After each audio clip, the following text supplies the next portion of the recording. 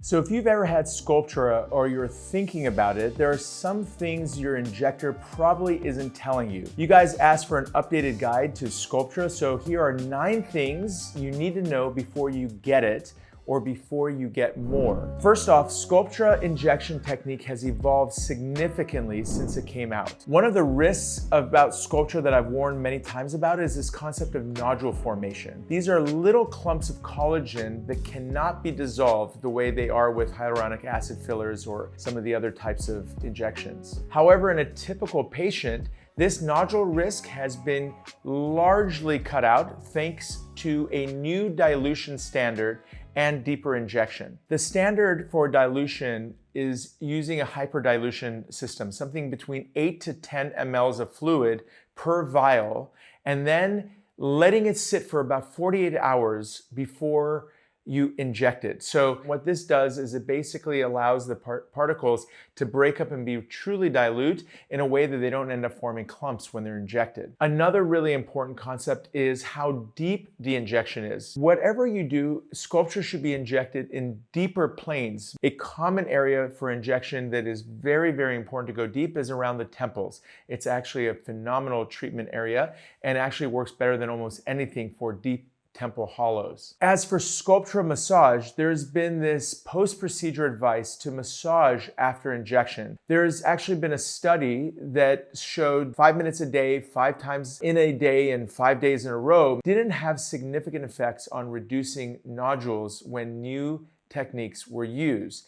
That being said, plenty of injectors are still keeping it as their protocol, and if yours tells you to do the 5-5-5, in my opinion, you should do it. And by the way, if you're new here, I'm Dr. Amir Karam. I'm a board-certified facial plastic surgeon and founder and creator of Karam MD Skin. I specialize in facial rejuvenation, which basically means I help people look as young as they feel. If you like videos like this, make sure you subscribe to my channel. Location with Sculptra is everything. Safe, smart zones, in my opinion, are the temples, the preauricular region, which is this segment right in front of the ear where things get a little hollow, the mid-cheek, right around this area. The concept in general is that anything on the periphery of the face is excellent. And also these are areas where you typically lose volume and the face becomes a little bit longer looking, but also keep in mind that some of that volume loss that happens in this preauricular area is from the cheek coming down, but nevertheless, it is an area that lends itself quite well to Sculptra injection. Risky zones to avoid.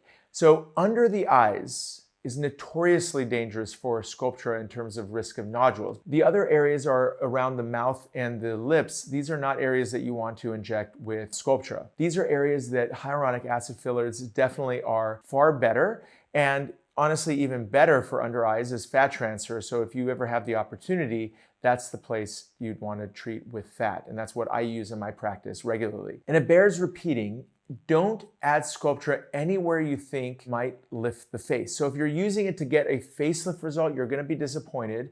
But also remember that what we're doing with volume is restoring volume, not trying to use volume to try and lift the face. That's what surgery is for. Because adding volume to lift the face will backfire later when your fascia loosens even more and then the volume falls down. That creates an even heavier look that makes you look older than you are. And let me back up just a little. What is Sculptra anyway? So Sculptra isn't a filler, it's a collagen fertilizer. That's the best way to think about it. Poly-L-lactic acid is the molecule that is injected and it stimulates collagen at the cellular level. It doesn't add volume at the time of injection like typical fillers, so there's no immediate gratification. And typically it takes 2 to 3 treatments to be able to even see results. So you have to be patient with this. But what it does is it triggers your fibroblasts to build your own collagen, and that's when the results start happening. And it happens over months because each treatment you're going to do it between 4 to 6 weeks at a minimum in between. So you're talking at least 3 to 6 months before you see your final results. You usually need at least 2 treatments, sometimes more, to notice a difference. And this isn't one of those upsell situations by any means. It's expectation setting and understanding how it actually works. Keep in mind, overall, it doesn't add volume itself. it teaches your body to build its own. All right, so Sculptra wasn't originally designed for aging. It was actually designed for true disproportionate volume loss. In fact, it was approved in 2004 for one very specific problem: reversing severe lipoatrophy, which is facial wasting, in HIV and AIDS patients. So it was built to fix a very particular problem that was related to volume loss and leading to social stigma. From there, we learned that aging also has volume loss, and it began to be used off-label before it got its FDA approval. So the modern equivalence of severe volume loss, if not HIV, could be Ozempic face. So this is an area that we're seeing a lot more of, where rapid weight loss causes hollows in the face due to these GLP-1s. And another one that people are talking about right now is to fix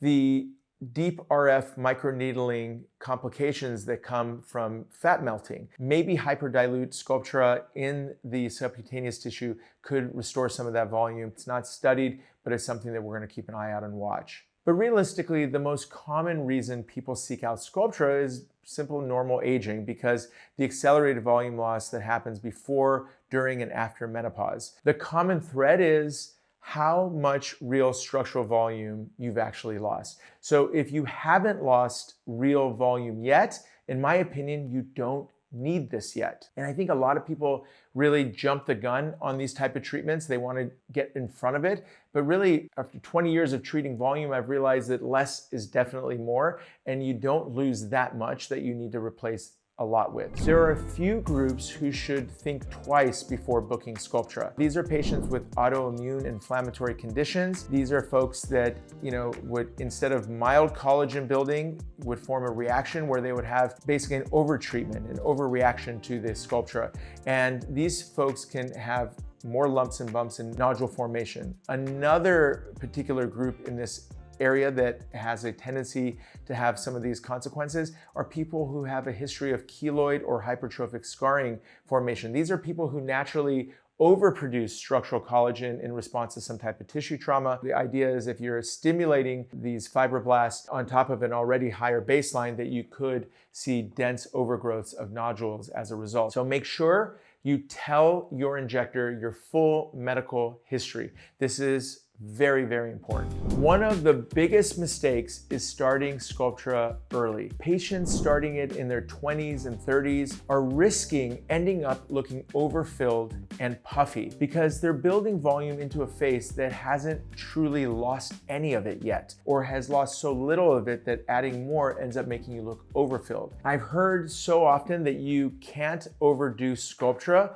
but you definitely can. If you want to build collagen and improve your skin, there are smarter ways to do that. And really, at the end of the day, if you're considering Sculptra, make sure you're a good candidate. Wait till there's actual volume deficit and then fill it conservatively. Sometimes it feels like we're suddenly seeing something everywhere online. And if you feel that way about Sculptra, there is a reason for that. The company behind Sculptra went public not too long ago in 2024. And as you know, public companies have shareholders to answer to, which means there is marketing pressure. Now, that doesn't mean or make the product bad. It means that you should treat the hype with the same scrutiny as with any other trend. There is this trend going around saying that you should use Sculptra in your 30s and even 20s to quote unquote bank collagen. I have a problem with this. As I said earlier, starting too early can lead to puffy, overfilled faces down the road. Imagine a decade or more of injecting a volume producing product into your face. Imagine what your face is going to look like when you're in your 40s and 50s. Sculptra is for building volume through collagen, not necessarily for skin quality. This is my personal opinion about it. This is something I feel very strongly about.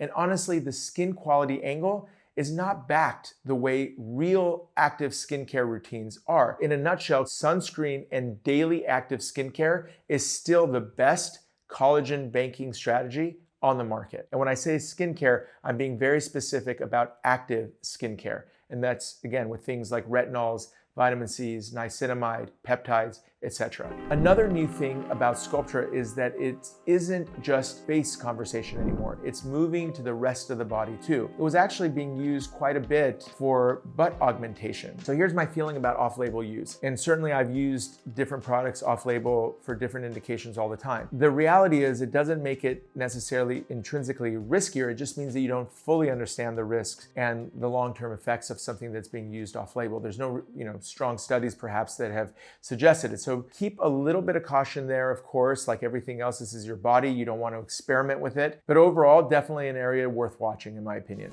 So if a facelift is anywhere in your future, this is one to actually think about. A good surgeon, an experienced facial plastic surgeon that does lots of facelifts, can get around some Sculptra, but a more inexperienced surgeon might find it extremely challenging to try to dissect, especially in areas like the mid-face when they're doing a deep plane, and that could limit the surgery or make the surgery more risky. And why does this happen? The reason is after years of repeat treatment, say twice a year for a decade or more, you're gonna end up building fibrosis that makes dissection harder because it creates a stickiness and ultimately, again, results a little bit more unpredictable. So if a facelift is a decade or more away, moderate use is fine. If it's closer, keep it minimal. Or if you think that ultimately you're going to go down this route, just keep in mind not to do it too much because you don't want to make it any harder on your surgeon